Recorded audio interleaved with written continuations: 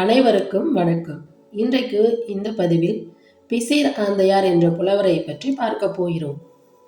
பிசிர் ஆந்தையார் என்ற பெயரை கேட்டாலே வேடிக்கையாக இருக்கிறதல்லவா? பிசிர் என்பது ஓர் ஊர், பாண்டிய நாட்டில் உள்ளது. ஆந்தையார் அந்த ஊரில் இருந்த புலவர், நன்றாக படித்தவர், அருமையான கவிஞர், மிகவும் தங்கமான குணமுடையவர். அவர் எவ்வளவு நல்லவரோ அவ்வளவு நல்லவர்கள் அவர்கள் வீட்டில் இருக்கிற எல்லோரும். அப்போது மதுரையில் ஒரு பாண்டியன் ஆட்சி புரிந்து வந்தான். அவனுக்கு அறிவுடை நம்பி என்று பெயர். அரண்மனை செலவு அதிகமாகிவிட்டது என்று அவன் வரி அதிகமாக போட்டுவிட்டான். அதனால் மக்களுக்கு துன்பம் உண்டாயிற்று. அரசனிடம் போய் தங்கள் கஷ்டத்தை சொன்னால் கேட்பானோ கேட்க மாட்டானோ என்று பயம் அவர்களுக்கு இருந்தது. பயப்பட்டால் நடக்குமா? வரிபாரம் அவர்களை அழுத்தியது. அரசர்கள் எவ்வளவுதான் அதிகாரம் உடையவர்கள் ஆனாலும் புலவர்களுடைய அறிவுக்கு மதிப்பு கொடுத்து அவர்கள் சொல்வதை கேட்பார்கள். புவியரசரை விட கவியரசருக்கு அந்த காலத்தில் மதிப்பு அதிகம். பிசிராந்தையாரிடம் போய் குடிமக்கள் தங்களுடைய குறையை சொல்லிக் கொண்டார்கள். அவர், நான் அரசனை பார்த்து என்னால் இயன்றதை செய்கிறேன் என்று சொல்லி அவர்களை அனுப்பினார். பிறகு மதுரைக்கு வந்து பாண்டியன் அறிவுடை நம்பியை நாடிச் சென்றார். அவரை கண்டவுடன் பாண்டிய மன்னன் வரவேற்று உபச்சாரங்கள் செய்தான். உயர்ந்த இடத்தில் அமர செய்து பேசிக் கொண்டிருந்தான். பேச்சுக்கு நடுவிலே கவிஞர் மெல்ல யானையை பற்றி பேசும் சந்தர்ப்பத்தை உண்டாக்கி கொண்டார். ஒருவன் யானை ஒன்றை வைத்திருந்தான். அவனுக்கு சின்ன வயல் ஒன்றும் இருந்தது. அந்த வயல் விளைந்து நெல்லை சேமித்து வைத்தான். தான் சோறு சாப்பிட்டாலும் சாப்பிடாவிட்டாலும் யானைக்கு கவலம் கொடுப்பதை மறக்க மாட்டான். அந்த வயலில் விளைந்த நெல் யானைக்கும் அவன் குடும்பத்துக்கும் போதுமானதாக இருந்தது. ஒரு நாள் அந்த வயலுக்கு ஆபத்து வந்துவிட்டது என்றார் பிசிராந்தையார்.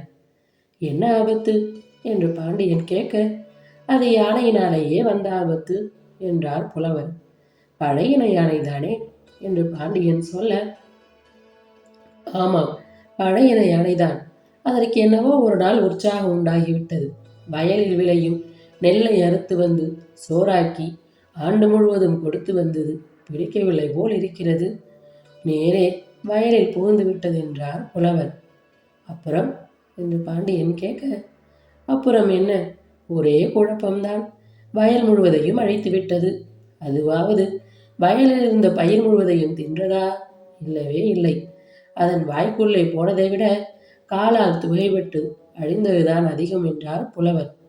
அந்த யானைக்காரன் என்ன ஆனான் என்றான் பாண்டியன். அதை மறுநாளை வெற்றிருப்பான்.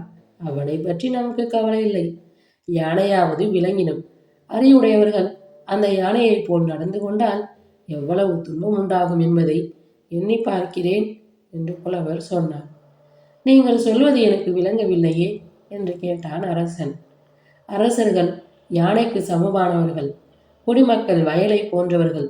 அளவு தெரிந்து வரி வாங்கினால் குடிமக்களுக்கும் நல்லது, அரசர்களுக்கும் நல்லது. அளவு மிஞ்சி குடிகளிடம் வரி தண்டுவதாக இருந்தால் யானை புகுந்த வயல் போலத்தான் நாடு ஆகிவிடும் என்றார் புலவர். அவர் அதை சொன்னபோது அரசனுக்கு சுரேர் என்று இருந்தது. கவிஞர் தன்னை நினைத்துத்தான் சொல்கிறார் என்பதை உணர்ந்து கொண்டான். புலவர் மறுபடியும் பேசலானார்.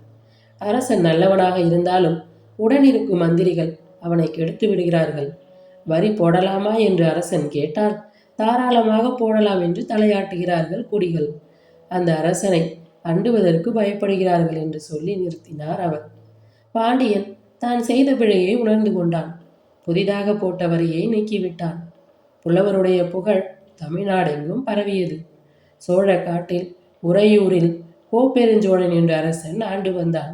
அவனுக்கு தமிழ் புலவர்களிடம் அளவு கடந்த அன்பு. பிசிராந்தையாரை பற்றி அவன் கேள்வியுற்றான். அவரிடம் அவனுக்கு அன்பு உண்டாயிற்று. மதுரை பக்கத்திலிருந்து யார் வந்தாலும் பிசிராந்தையாரை பற்றி விசாரிப்பான். மதுரைக்கு போகிறவர்கள் மூலம் அந்த கவிஞரிடம் கொடுக்கும்படி பரிசுகளை கொடுத்து அனுப்புவான். பிசிராந்தையாருக்கும் கோப்பெருஞ்சோழனிடம் பேரன்பு உண்டாயிற்று. அவனை பற்றிய விவரமெல்லாம் தெரிந்து கொண்டார் அவர். இந்த 2 பேரையும் தெரிந்து கொண்ட புலவர்களும் மற்றவர்களும் அவர்களிடம் ஏற்பட்டிருக்கும் ஆழ்ந்த நட்பை கண்டு வியப்படைந்தார்கள். ஒருவரை ஒருவர் பார்க்கவில்லை. ஆனாலும் எவ்வளவு சிறந்த நண்பர்களாக இருக்கிறார்கள். நட்பு உள்ளங்குத்தான் காரணம் போல் இருக்கிறது என்று பேசிக்கொண்டார்கள் அவர்கள். பிசிராந்தையார் கோப்பெருஞ்சோழனை புகழ்ந்து கவிதை எழுதி அனுப்புவார். அதை பார்த்து பார்த்து ஆனந்த கூத்தாடுவான் சோழ அரசன். ஒரு நாள் அவர் வானத்தில் ஓர் அன்னப்பறவை பறப்பதை கண்டார். அது அன்னமோ வேறு பறவையோ நிச்சயமில்லை. ஆனாலும் அவருக்கு அது அன்னம் போல் தோன்றியது. இமயமலையில் மானச சரஸ் என்ற பெரிய ஏரி இருந்தது. அங்கே அன்னங்கள் வாழும். அன்னம் தமிழ்நாட்டில் தென்கோடியில் உள்ள கன்னியாகுமரிக்கு சென்று அங்குள்ள மீனை உண்டுவிட்டு இமயமலைக்கு பறந்து செல்வதாக கவிஞர் எண்ணினார். அதை பார்த்து ஒரு பாட்டும் பாடினார். ஏ ஆண் அன்னமே, நீ குமரி மீனை உண்டு இமயமலைக்குத்தானே போகிறாய். போகிற வழியில் சோழ நாடு இருக்கிறது. அதில் உள்ள உறையூர் வழியே போனால் கோப்பெருஞ்சோழனுடைய அரண்மனையை காண்பாய். அங்கே மெதுவாக உள்ளே போய் அவனை பார். நான் பிசிராந்தையாருக்கு வேண்டியவன் என்று ஒரு வார்த்தை சொன்னால் போதும். உடனே அவன் உனக்கு வேண்டியதை கொடுத்து உன் பேடைக்கு நல்ல ஆபரணங்களை கொடுப்பான் என்று ஓர் அழகான பாட்டை பாடினார். அன்னம் போயிற்றோ என்னவோ, அந்த பாட்டு சோழ மன்னனிடம் போயிற்று. அடடா, அதை பார்த்து அவனுக்கு உண்டான ஆனந்தத்தை என்னவென்று சொல்வது? சோழன் இனிமேல் நமக்கு ஆட்சி வேண்டாம் என்று உலக வாழ்வை வெறுத்து துறவியானான். அப்போதும் பிசிராந்தையாருடைய நட்பை மறக்கவில்லை. அவனுடைய உடம்பு மெலிந்து மரண தசை உண்டாயிற்று. ஒரு முறையாவது பிசிராந்தையாரை கண்ட பிறகு உயிர்விட வேண்டும் என்ற ஆசை அவனுக்கு வந்தது. அவர் நிச்சயமாக வருவார் என்ற நம்பிக்கையும் தோன்றியது. உடன் இருந்தவர்களிடம் பிசிராந்தையாரை பார்க்க வேண்டும் என்ற ஆசை மாத்திரம் எனக்கு இருக்கிறது. எங்களிடையே உள்ள நட்பு உத்தம நட்பானால் அவர் நிச்சயமாக வருவார் என்று சொன்னான் சோழன். உடம்பு சரியில்லாமல் இருக்கிறான் என்ற செய்தி பிசிராந்தையாருக்கு தெரியாது. ஆனாலும் அவர் மனசில் ஏதோ ஒன்று அவரை உந்தியது. உண்மையான அன்பு இருந்ததால் இப்படி சேரும். சோழனை பார்க்க வேண்டும் என்ற ஆசை அதிகமானது. அவர் புறப்பட்டு விட்டார். பிசிராந்தையார் உறையூர் வந்து சேர்ந்தார். மாளிகையை விட்டு தவச்சாலையில் உயிர்விடும் தருவாயில் இருந்த கோப்பெருஞ்சோழனை கண்டார். அவர் வரவை கண்ட எல்லோரும் வியப்பில் ஆழ்ந்தனர். என்ன ஆச்சரியமான நட்பு! ஒருவரை ஒருவர் பார்த்ததே இல்லை. அரசன் அவர் வருவார் என்று சொன்னான். அவருக்கு செய்தி சொல்வார் யாரும் இல்லை. அப்படி இருந்தும் இவன் சொன்னது போலவே கவிஞர் வந்து விட்டாரே. 2 பேருடைய மனசும் அப்படி ஒத்திருக்கின்றன என்று பேசிக்கொண்டார்கள். அன்புக்கு எத்தனை ஆற்றல் இருக்கிறது என்பதை எண்ணி வியந்தார்கள். பிசிராந்தையாரை பற்றி அவர்கள் பலகாலமாக கேள்விப்பட்டிருந்தார்கள். அவர் தலை நரைத்த கிழவராக இருப்பார் என்று எண்ணியிருந்தார்கள். ஆனால் அக்கவிஞர் தலையில் ஒரு நரைமயிர் இல்லை. அது வேறு அவர்களுக்கு ஆச்சரியத்தை உண்டாக்கியது. புலவர் பெருமானே, உங்களை பற்றி பல வருஷங்களாக நாங்கள் கேள்விப்படுகிறோம். உங்களுக்கு நிரம்ப வயசாகி இருக்க வேண்டுமே, ஆனாலும் தலை நரைக்கவில்லையே, என்ன மருந்து சாப்பிட்டீர்கள் என்று கேட்டார்கள். அவர் சொன்னார் தெரியுமா? எப்படி நரைக்காமல் இருக்கிறது என்றா கேட்டீர்கள்? எனக்கு கவலையே இல்லை. என் மனைவி எனக்கு வேண்டியதை செய்யும் குணம் படைத்தவள். என் மக்கள் அறிவும் அடக்கமும் உடையவர்கள். என் வேலைக்காரர்கள் என் குறிப்பறிந்து வேலை செய்வார்கள். அரசன் செங்கோலாட்சி செய்கிறான். நான் வாழும் ஊரில் நல்லவர்கள் பலர் இருக்கிறார்கள். அதனால் நான் கவலை இல்லாமல் வாழ்கிறேன்.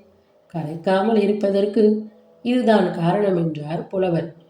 நெடுநாளாக காணாமல் மனதால் ஒன்றுபட்ட நண்பர்கள் கூடினார்கள்.